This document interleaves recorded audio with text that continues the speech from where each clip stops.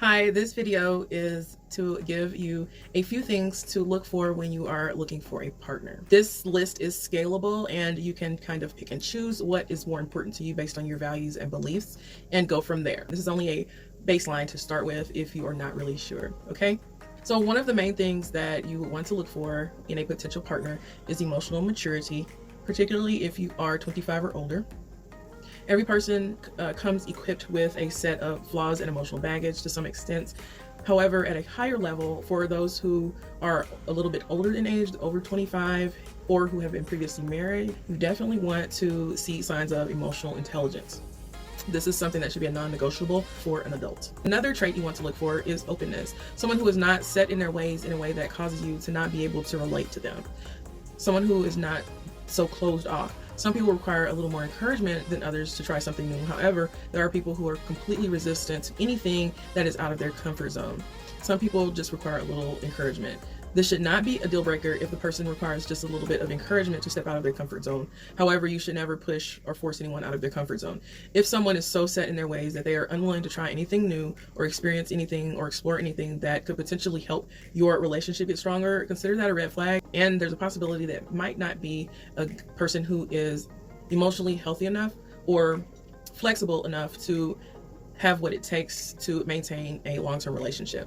You also want to look for someone who shows you honesty, and their level of honesty in dialogue with you shows a level of confidence, okay, at a very micro level. So someone who has the confidence to articulate their feelings, their opposition to things, that is someone who is secure, more secure within themselves, right? So it will also kind of let you know what their default disposition is concerning their interactions with you as a person. As you know, some people interact with different people differently based on their perceived image of them and their perceived understanding of the relationship and their comfort level, okay? So when you are interacting with a potential partner and you are able to see them display traits of honesty, it lets you know where they are with you, okay? Are they guarded? Are they overly guarded relative to the time that you've known each other? Usually that will signify there's a deeper issue going on. And then on the flip side of that, if they are too forthcoming relative to the length of time you've known each other and the depth of the connection, it could signify some red flags as well, okay? So there's a median, there's a good balance, a middle ground that should be there in a healthy adult relationship. So it's super important to know when someone is sharing too much too soon. If it feels uncomfortable to you, that could signify that they are someone who struggles with boundaries and proper relationship pacing and possibly seeking something from you, whether it be validation or who knows. They're in take mode when they are usually sharing too much too soon relative to the relationship or connection. So are they, as an adult, are able to articulate their feelings fully in a way that is conducive to mutual understanding? Someone who chooses to get silent on you, even if you're the person who chooses to get silent when it comes to important conversations, that is kind of revealing a lack of emotional maturity. It could also signify signs of dishonesty or uncertainty. And if they cannot articulate that they are uncertain, then you have someone who may have some issues communicating, and that could be due to a lack of confidence, or they don't feel that the investment of communicating with you is worth the effort, okay? So you also want to look for someone, or look for traits that someone is respectful and not dismissive, not only to you, but to the people who are around them. If you are able to observe them around other people. Someone who listens to hear and not just listens to respond or pacify you in the moment. Because if someone is in take mode, they're going to give you the impression that they are listening. However, they are more focused on what they're going to get from listening to you, right? So that is something that you want to be aware of. Sometimes they are bored and they are just wanting to be around or a part of your life, but then they are unsure about what capacity they are willing to be in. So when someone is dismissive or just listens to pacify you in the moment, you want to be wary of people like that, especially if there's not a mutual dialogue that is equal. Also, when it comes to independence, you want to look for someone who is indeed independent and following their own path confidently, okay? This is a state of being. It's not necessarily a lifestyle. However, it is a state of being, and it comes from a very deep internal place, okay? Unfortunately, pop culture has kind of shaped what it means to be independent to the detriment of a healthy, whole relationship dynamic. There are people who are independent and they are very poor, right? And then there are people who are very wealthy and extremely codependent, okay?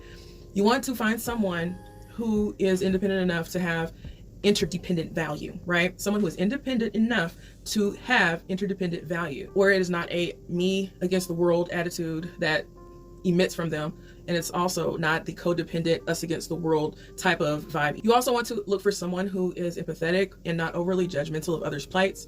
That comes from a place of having confidence, their own internal confidence, and also having an emotional intelligence to know that every person's path is different. So when you have someone who is empathetic towards others, empathetic towards themselves, they are more likely to be empathetic towards you as well.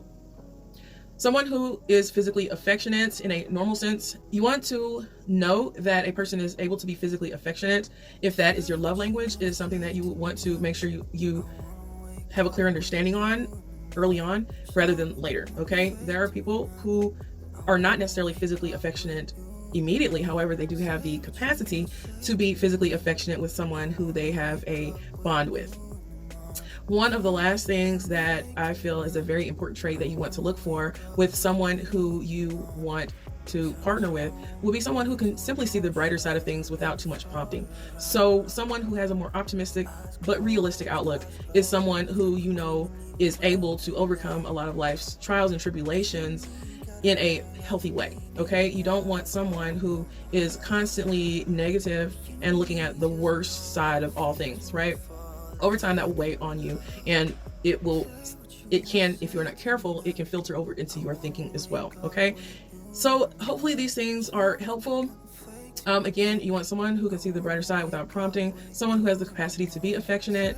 You want someone who is able to be interdependent. They are independent enough to be interdependent in a healthy, valuable way. Someone who is confident enough to be honest. Someone who is open and not so set in their ways that they cannot at least try, right?